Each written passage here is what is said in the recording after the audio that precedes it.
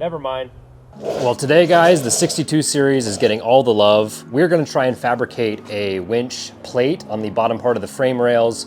We're gonna box the C-channeling because this uses C-channeling instead of the 80 series where it's Foley boxed to make it a little bit stronger. And we're gonna see what we can do. We're just gonna go to Harbor Freight and get a $300 12,000 pound winch, not the Apex, because this is gonna be a wheeler. We've decided we wanna make this into a wheeler, throw some big tires on it. This might get a Cummins, we don't know, but we want to be self-sufficient out on the trails and not have to rely on tow services, and a winch, as I've learned twice in the past, is the best way to do that. So first thing we need to do is remove this bumper. You go into every project with high hopes of, yeah, I'll just spray some WD-40 on it and all the bolts will come loose. But, you know, obviously with this Land Cruiser being so old and rusted out, all of these bolts gave me hell. I don't have an oxyacetylene torch, which would have been nice and helpful, but I tried using MAP gas and, you know, let it soak with penetrating oil, but I ended up just going with the angle grinder. Even with the angle grinder, it was relatively difficult because those top bolts are basically just studded and they're squared, so it's hard to get them out with the angle grinder. You just have to kind of hack at it, and this bumper is no good anymore. I'm going to be fabricating some sort of either tube bumper or plate bumper in the future, so I'm not worried about getting rid of this. And I know there's people out there screaming that, you know, you could have saved that, I would have bought it from you, and I apologize in advance. So now that we've chopped off most of the bolts that are securing the bumper to the frame rails, we've really just got this tow hook here, and we tried WD-40 again, just, you know, giving me hell the whole time. Yeah, a little bit of elbow grease, and, you know, you hear that crack, and it's really actually pretty satisfying. Broke loose, there's two of these bolts, so we were able to get both of those off. As I'm removing this tow hook, or whatever you want to call that, you know, recovery point, it's not really a rated recovery point, I am thinking that I'm going to add some recovery points of my own, probably on the outside of the frame rails eventually, so I can get some D-ring shackles in there and have that as a recovery point. It'll have to be thick steel so it doesn't bend the frame rails, but we got into boxing the frame a little bit later in the video. But yeah, as of now we're just taking off this tow hook, two bolts going into the top of the frame rails, and then there's also this little like gusset piece here that I guess would provide some structural integrity for that tow hook. So now that we have all that off, we're tasked with the feat of getting off these outside mounting brackets for the bumper. The issue here being they're basically rivets. So I'm gonna drill a pilot hole in these and then try this step bit from Harbor Freight that I've had great success with just drilling through steel. Unfortunately, this process took a lot longer than I expected, and it was really just, I mean, took it out of me. It probably took about 7 minutes trying to drill through this one stud, and it didn't even really get it off all the way. So I think a Sawzall, which I didn't have access to at this point, would have been a good idea as well. I ended up just getting in there with the angle grinder. I had to cut part of the bracket on the bottom off so I had access, and this was definitely a lot more time efficient doing it this way, and then you just kind of use some sort of pry bar to get the remaining studs to bend and break. Now that we have the bumper off, we get a bird's eye view of how we're going to look at mocking this up to either weld or drill bolt holes through. There's a variety of bolt holes that these winch mounting plates come with, but we're probably just going to weld this as we started to, you know, mock it up and realize that we can cut this thing up, weld it, and then not have to worry about, you know, trying to drill more holes. And, you know, I think that was just a better solution. I want to take this grill off, so there's these 3 bolts here. We're going to have to take the fascia or the headlights off, and then we're probably going to be looking at cutting that valance. The headlight and grille assembly doesn't need to come off right now, but it'll give me peace of mind just having it out of the way so I can start to mock up where, you know, the winch controller and everything will mount, and if I'll have enough room to not have to cut the grill. So we're going to remove these headlight lens covers. I don't know what you would call that part. Make sure that we get all our bulbs out so we don't pull any wiring. And we're looking at basically just taking off some of this back 90-degree portion of the winch mounting bracket and trying to push it up as far as we can against that frame rail and that cross member. You could totally just go and grab a piece of 1/4-inch steel and then fabricate your winch mounting plate yourself, but for $49.99, these are just a great stepping stone in order to get your winch mounted. So then after using a paint pen, I just cut into it with the angle grinder and then test fit it again, and it looks pretty good actually the way it's fitting up here. There's a lot less material on the side frame rails than I would like, but it does fit up against that back cross member really well. So I took a paint pen, marked up where I need to hit with the flap disc so I can start welding, and then went to town with the flap disc. We're just going to be using the flux core welder, which would cut through that rust, but it's better to just prepare it and get a better connection.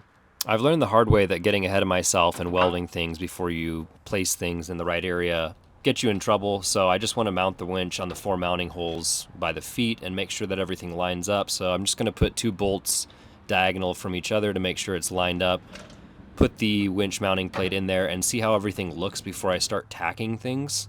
It's a great idea to do this, you know, in stages so that you don't end up having to cut out weld. I want to have the winch tucked up against the cross member as far back as I can. I don't like it's hanging out and it just looks kind of silly. So we're going to have to remove this structural piece right here. I'm not really sure what it's called, but there is that little plastic piece that'll go in there along with that one little 10mm bolt.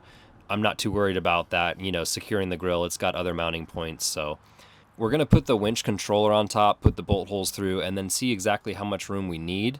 The other option would be to cut the bridge that the winch controller lives on top of the winch with, but I definitely just want to take this little structural piece off. It can still bolt in on the bottom. It's not going to provide too much support to the top part of the, I don't know what you call that, the core support, but whatever. We're going to go ahead and cut it off.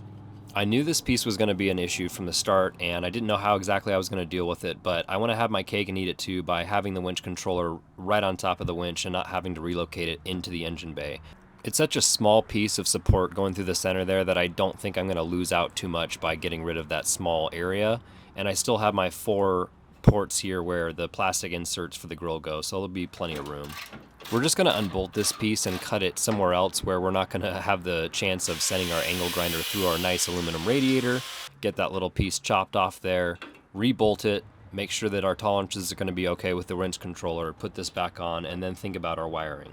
Now that everything looks good with the winch controller on, we're just going to put some small tacks on the cross member and the outside of the frame rails. See how that looks, remount the winch. Again, just, you know, measure twice, cut once.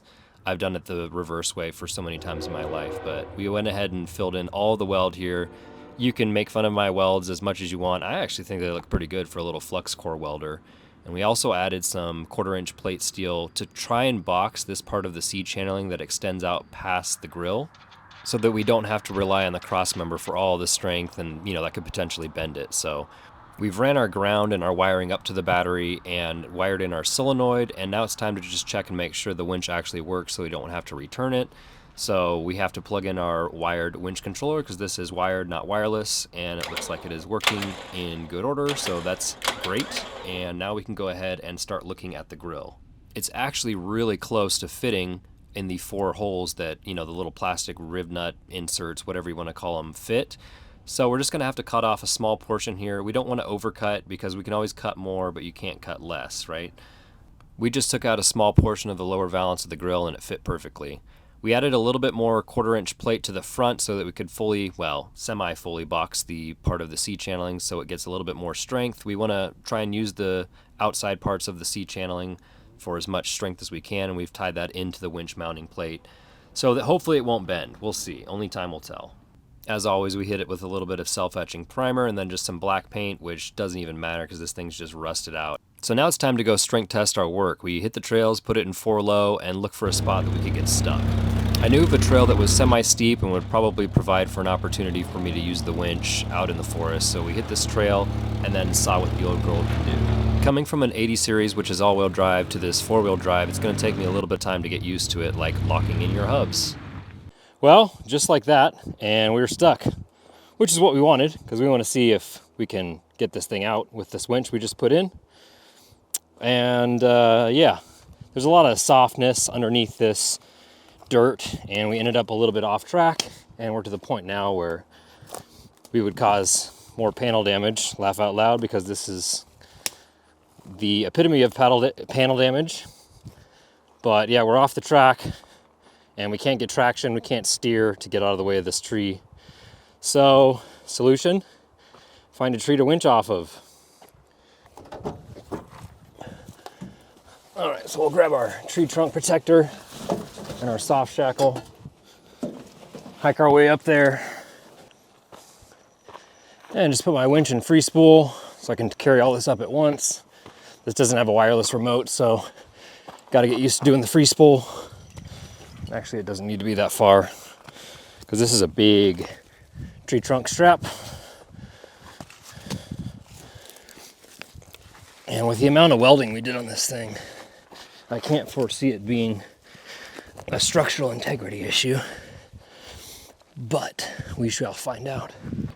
I'm having a charging issue. It's either a charging issue or a bad battery, so this does kind of worry me having to use this too much since, you know, I'm about 8 miles away from civilization. All right, let's see how this goes. Well, this is just no good. Winch was working fine, but we are now stranded, so we have to wait for backup. I'm guessing we're running out of gas, and because of the angle we're on, will come through on camera, we're not getting enough fuel. I can't really tell, but already having issues with the batteries.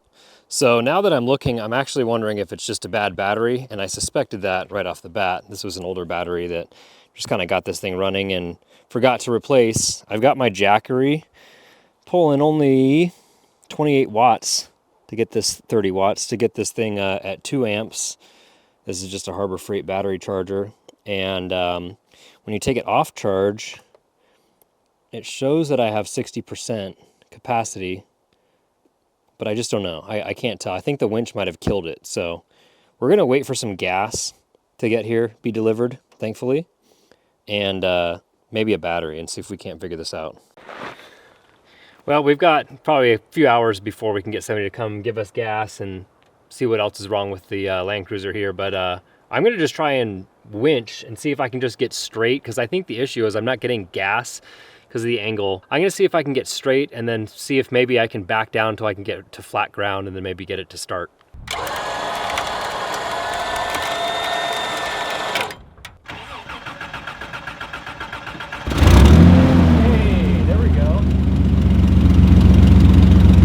Fuel. I think I got just level enough to where I got enough fuel, so let's see if we can't get out of this.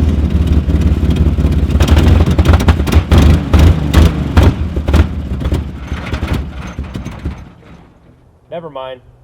I think I got it level enough here to where I'll probably get it to start next time.